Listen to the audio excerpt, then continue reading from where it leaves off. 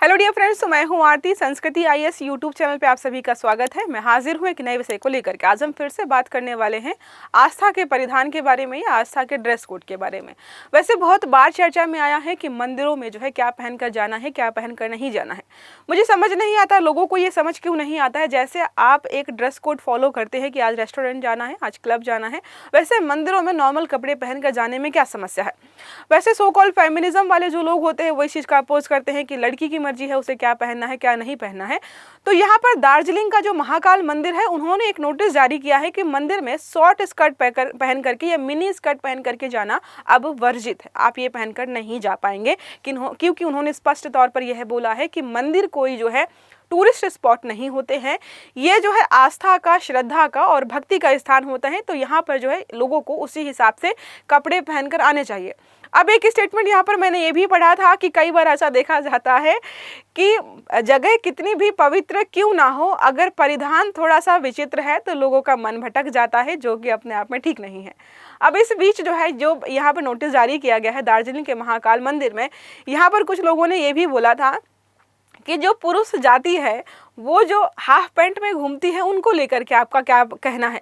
फिलहाल तो इन्होंने उस पर कोई स्पष्टीकरण दिया नहीं है कि पुरुष लोग जो है क्या पहनकर जाएंगे। फिलहाल इन्होंने लड़कियों को टारगेट करते हुए बोला है कि मिनी स्कर्ट पहनकर जाना यहाँ पर वर्जित है। और भी चीज़ें हैं, 1 बाय 1 कवर करने वाले हैं। मुझे पता है कई सारे लोग जो है इसके पक्ष में भी रहते हैं, कुछ लोग जो है आज़ादी, स्वतंत्रता और राइट टू चॉइस को लेकर के विवाद भी उत्पन्न करते हैं, हमें दिखाई देंगे। तो यहाँ पर मंदिर में देखो लिखा है, ladies wearing shorts skirt and short dresses not allowed in Mahakal मंदिर। जो है ये देखो यहाँ पर उन्होंने ऑर्डर लगा दिया, बाहर हर जगह लगा हुआ है। ठीक है, अब चर्चा में क्यों होता है पश्चिम बंगाल, हमने पता पढ़ लिया है। महाकाल मंदिर जो है दार्जिलिंग में, यहाँ पर ड्रेस कोड लागू किया गया है। वैसे आप देखेंगे तो ये पहली बार नहीं है कि किसी मंदिर में ड्रेस कोड लागू किया गया है। बहुत सारे मंदिर हैं, ऑलरेडी सूची में बता दूंगी आपको। गुरुद्वारे में आप कभी जो है मिनी स्कर्ट में पहन के जो है जाने की कोशिश कीजिए। भले ही लिस्ट जारी ना की गई हो, लेकिन आप पहन के नहीं जा सकते हो यहाँ पर।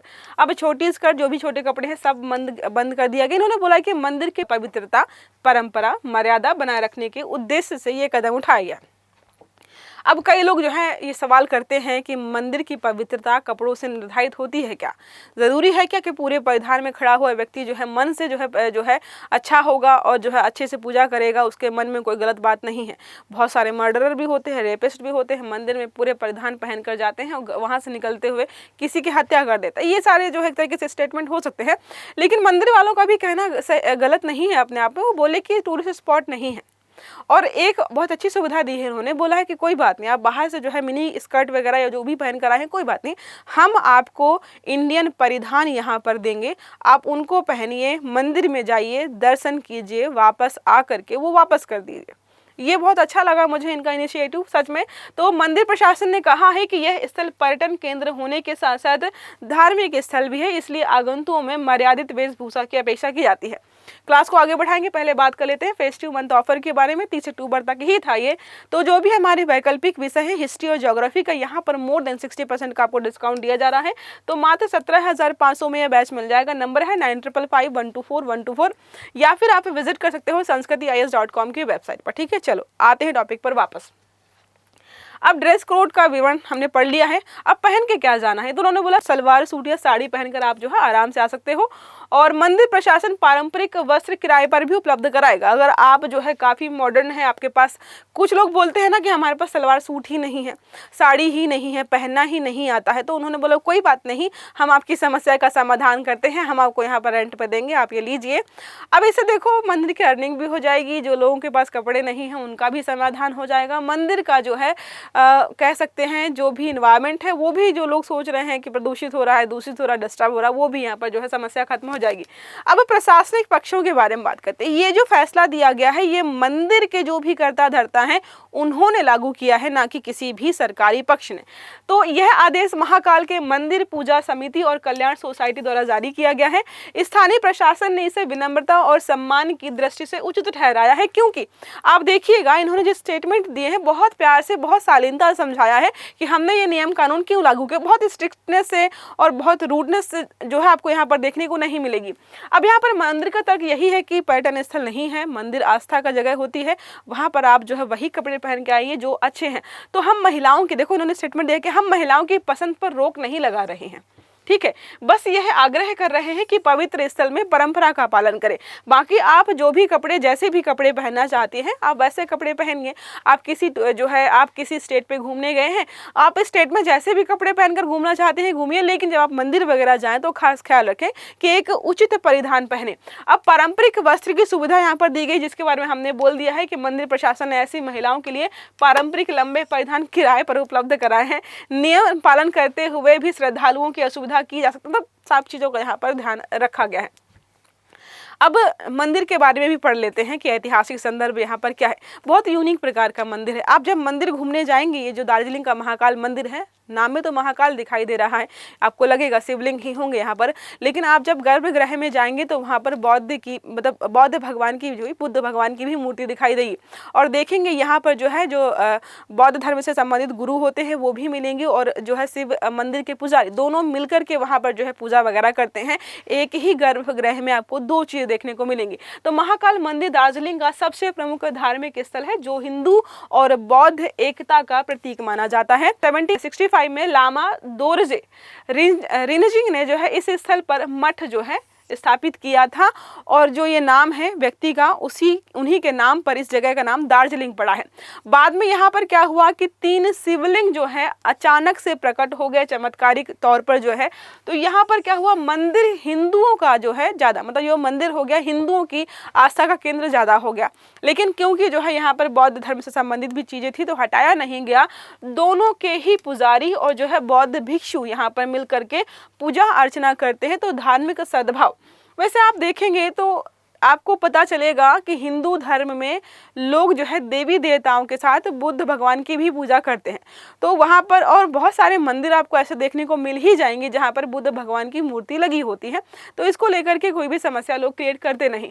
राजनीतिक और प्रशासनिक पहलुओं के बारे में बात करते हैं तो मुख्यमंत्री ममता बनर्जी जो है उन्होंने अभी हाल ही में घोषणा की है कि सिलीगुड़ी में एक भव्य महाकाल मंदिर का निर्माण कराया जाएगा। यह जो मंदिर है दार्जिलिंग का बहुत विशेष मंदिर है और सारी चीज़ों को आगे लेकर के चलने वाला है। अब सामाजिक प्रतिक्रिया पर आते हैं तो हमें पता है 2 ही गुट यहाँ पर मिलेंगे जो बोलेंगे ये तो राइट टू चॉइस का उल्लंघन किया जा रहा है, संस्कृति और श्रद्धा की जो है रक्षा मानते हैं। कुछ इसे जो है व्यक्तिगत स्वतंत्रता पर रोक बता रहे हैं, मोरल पॉलिसिंग, और जो है कुछ लोग जो है कल्चरल डिसिप्लिन को जो है लेकर बहस छिड़ गई है। देखो पूरे आर्टिकल में मुझे कोई समस्या नहीं थी कि मंदिर जो है क्या पहन के जाना चाहिए, मंदिर वाले डिसाइड कर सकते हैं, जैसे क्लब वाले डिसाइड कर सकते हैं कि आपको क्या पहन कर आना है क्या पहन कर नहीं आना है, वैसे ही मंदिर वालों को पूरी आज़ादी है। मुझे समस्या यहाँ पर ये हुई जब किसी व्यक्ति ने पूछा कि जो ये लड़के और पुरुष हाफ पैंट में घूमते हैं तो क्या मंदिर का परिवेश खराब नहीं होता है, क्या इनको जो है कुर्ता पजामा पहन करके नहीं आना चाहिए, धोती कुर्ता पहनकर नहीं आना चाहिए। तो उन्होंने उस क्वेश्चन को इग्नोर कर दिया, उसका जवाब दिया नहीं। तो कहीं पर जो है लोगों को लगा ये तो पैट्रियार्कल अप्रोच है, पुरुषवादी सोच का एक हिस्सा हम कह सकते हैं, जिसमें जो है सिर्फ महिलाओं को टारगेट किया गया है।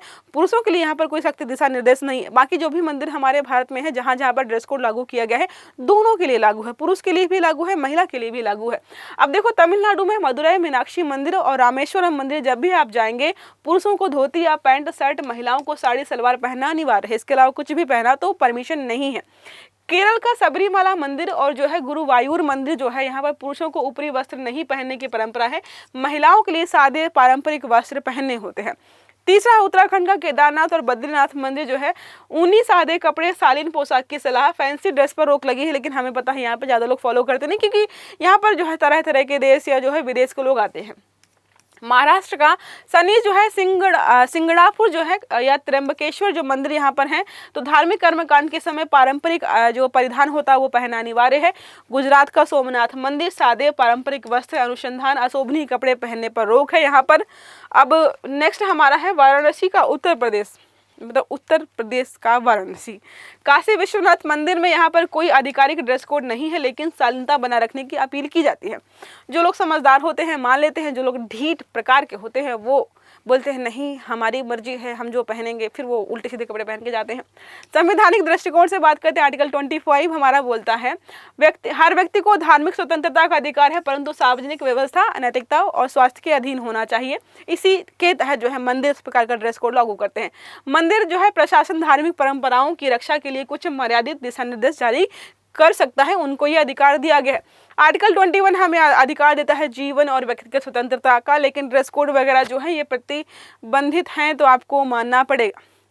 महिला अधिकार दृष्टिकोण से अगर हम बात करते हैं तो अगर केवल महिलाओं को लक्ष्य बना, ये जो मंदिर वाला ड्रेस कोड है ये विवादित हो सकता है, क्योंकि इन्होंने जो नोटिफिकेशन कह सकते हैं बोर्ड लगाया है सिर्फ महिलाओं के लिए लगाया है, पुरुषों को इस कैटेगरी से बाहर कर दिया गया है। तो आर्टिकल 14 का उल्लंघन कर रहे हैं भाई, तुम समानता क्यों नहीं लागू कर रहे हो? दोनों के लिए जो है कपड़े डिसाइड कर दो कि दोनों को ये कपड़े नहीं पहनने हैं, दोनों को ये कपड़े पहनने हैं, तो कोई समस्या नहीं है। पता चल रहा है कि लड़कियों के मिनी स्कर्ट पे तो आप जो है विवाद उत्पन्न कर रहे हो, और उतनी ही मिनी स्कर्ट के बराबर एक 6 फुट का आदमी शॉर्ट पैंट में घूम रहा है, उसकी टांगे ज्यादा दिखाई दे रही होंगी, तो आपको वो भी पहन करने की आवश्यकता है।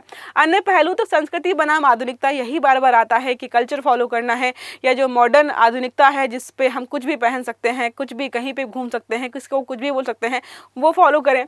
पर्यटन प्रभाव, तो नियम के कुछ पर्यटकों की असुविधा हो जाती है। जैसे हम बात करेंगे कोई फॉरेन कंट्री का व्यक्ति आया है, अब चलो इन्होंने तो कपड़े दे दिए हैं जो कपड़े नहीं देते हैं, अब कोई फॉरेनर है उसके पास सलवार सूट धोती है ही नहीं, साड़ी है ही नहीं, है भी तो पहनना नहीं आएगा, तो वो क्या करेंगे? सामाजिक संदेश, तो शालीनता, सम्मान और पवित्रता की परंपरा को बनाए रखना, ये यहाँ पर जो एक तरीके से मैसेज दिया जा रहा है समाज को।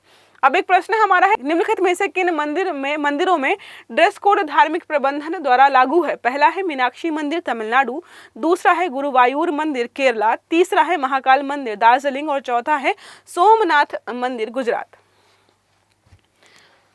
सही आंसर जो है आपको कमेंट बॉक्स में देना है। आई होप ये आर्टिकल आपको समझ में आया होगा। अगर वीडियो अच्छा लगा है तो लाइक करना है, चैनल को सब्सक्राइब करना है, बेल आइकन दबाना है, ताकि जितने भी इस प्रकार के आर्टिकल्स हैं वो सारे आपको समय पर मिलते रहे। तो अच्छे से पढ़िएगा। Have a good day. Thank you.